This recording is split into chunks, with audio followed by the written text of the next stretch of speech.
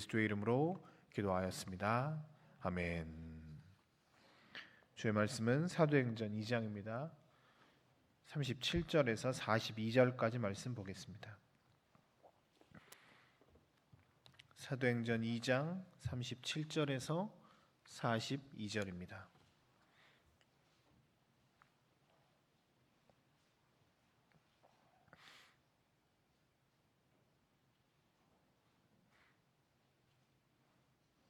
우리 한 목소리로 같이 읽겠습니다. 사도행전 2장 37절에서 42절입니다.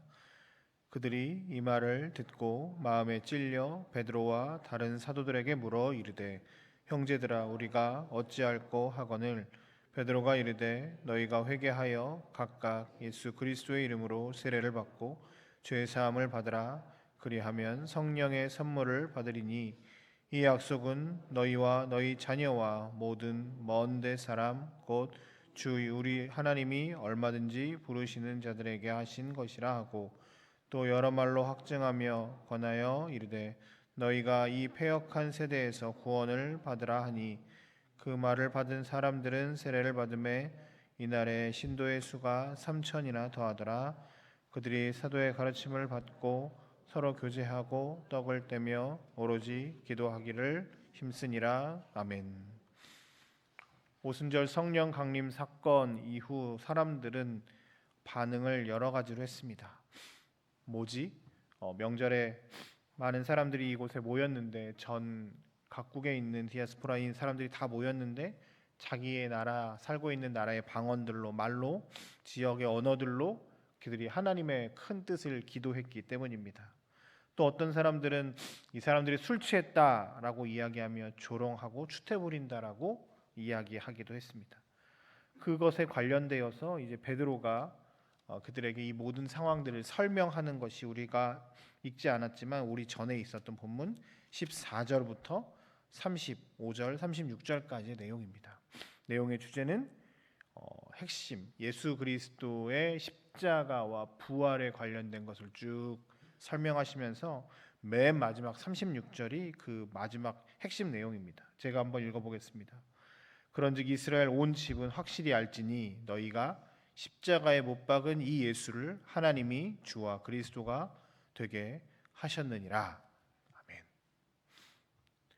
십자가에 못 박는다는 것은 이스라엘 사람들에게 굉장히 큰 의미가 있습니다. 율법적으로 보면 신명기 21장에 보면 나무에 달린 사람들은 다 저주받은 사람들이라고 기록되어 있는 것들을 그들은 알고 있기에 십자가에 달렸다는 것, 나무에 달렸다는 것은 저주스러운, 하나님이 나를 버렸다, 저주스럽다라고 하는 생각을 가지고 있었습니다. 그리고 로마 입장에서도 로마에 반항하고 반대했던 사람들만 십자가에 매달았던 사형 형벌이었기 때문에 무식하고 어리석은 짓이었죠. 어찌 감히 로마에 싸울 수가 있어, 대항할 수 있어 라고 하는 생각들이 팽배하게 있었습니다. 그들은 스스로 생각했습니다. 유대인과 유대의 지도자들은 예수를 이 십자가에 못 박는 것이 아주 당연하다라고 생각하며 이 결정은 참 잘한 일이다라고 싶었는데 하나님의 생각은 달랐던 것이지요. 그들이 정의롭다, 의롭다 생각했던 그 행동이 하나님 보시기엔 옳지 않았고 옳지 않은 것을 넘어서서 하나님을 반대하는 행동이지요.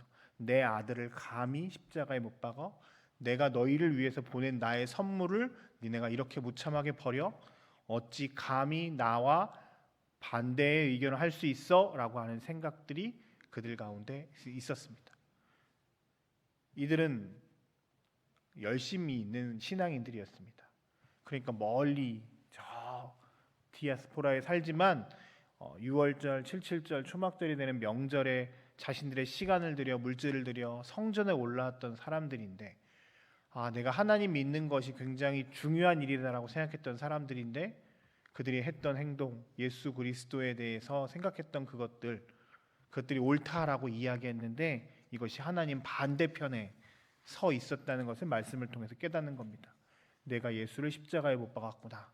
내가 예수를 죽였구나. 내가 하나님 반대편에서 하나님을 대항하는구나 라고 하는 생각에 그들은 탄식을 하기 시작합니다.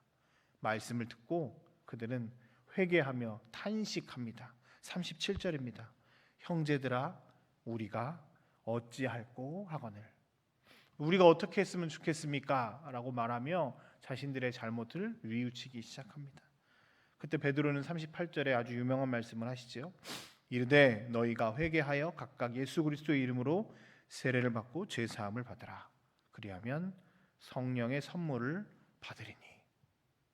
베드로는 예전 예언자들이 했었던 그 말씀처럼, 그리고 우리가 잘 알고 있는 주님의 마음을 그들에게 전합니다. 회개하고 주께로 돌아오라. 죄를 돌이켜서 하나님께로 돌아오라라고 말합니다.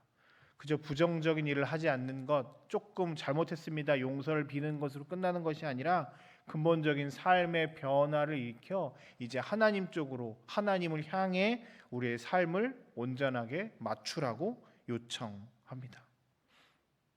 예수께로 돌아오는 것, 예수가 나의 삶의 모든 것 되시는 것, 내가 다른 것으로 삶을 살아가는 것이 아니라 오직 예수님만이 나의 삶의 구원자이시며 주님만이 나에게 반드시 필요합니다. 주님 없으면 단 하루도 살아갈 수 없습니다라고 고백하며 살라라고 요청합니다.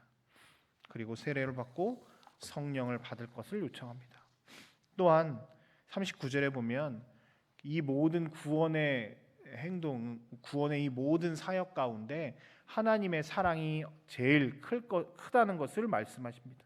39절에 보면 이 약속은 너희와 너희 자녀와 모든 먼데 사람 곧 우리 주 하나님이 얼마든지 부르시는 자들에게 하신 것이다라고 하면서 우리가 죄가 이만큼 있지만 우리의 죄보다 훨씬 크고 놀라우신 하나님의 은혜가 있기에 우리 모두를 돌이키는 모든 사람들을 구원하실 것이라고 말씀하십니다. 탕자의 비유로 대표되는 하나님의 놀라운 사랑, 구약의 많은 선지자들이 선포하신 돌아오라라고 하셨던 그 말씀이 지금 너희에게도 선포되니 우리가 죄가 많다고 못 돌아오는 것이 아니라 우리의 죄보다 하나님의 놀라운 사랑이 더 크고 놀랍기에 고민하지 말고 주님께로 돌아오라. 주님이 너희를 품으실 것이다. 감싸 안을 것이다 라고 선포합니다. 우리는 이제 하나님께로만 돌아오면 놀라운 하나님의 은혜로 우리가 다시 한번 새로워지는 은혜가 있을 것이다 라고 말합니다. 오늘 본문에서 핵심은 그것입니다. 우리는 하나님과 그저 조금 관계가 나쁜 것이 아니라 하나님의 철천지 원수된 사람이라는 겁니다. 죄로 인해서 하나님의 그냥 조금 하나님과 조금 사이가 멀어진 게 아니라 하나님의 아들 예수 그리스도를 내가 십자가에 못 박은 하나님과 원수된 자이지만 그럼에도 불구하고 하나님이 나를 돌아온다면 회복시켜 주시고 하나님의 자녀 삼아 주신다는 놀라운 하나님의 사랑과 은혜의 현장 가운데 서 있다는 것입니다. 그러기에 오늘 이 말씀을 들은 모든 사람들이 다시 한번 우리의 삶을 점검하여 하나님께로 돌아올 것을 주님 요청하십니다. 우리의 죄가, 우리의 하나님을 향한 악함들이 크고 놀라울지라도 주님의 사랑이 그거보다 훨씬 더 크고 귀하기에 하나님은 오늘도 우리를 위해서 구원 사역을 행하고 계실 것입니다. 이 아침에 우리가 함께 같이 기도할 때 우리의 죄가, 우리의 잘못된 것들이, 하나님께로 향하지 못했던 것들이 생각나신다면 돌이켜지는 우리가 어찌할꼬 하고는 회개의 영이 우리 가운데 임하길 주의 이름으로 축복합니다.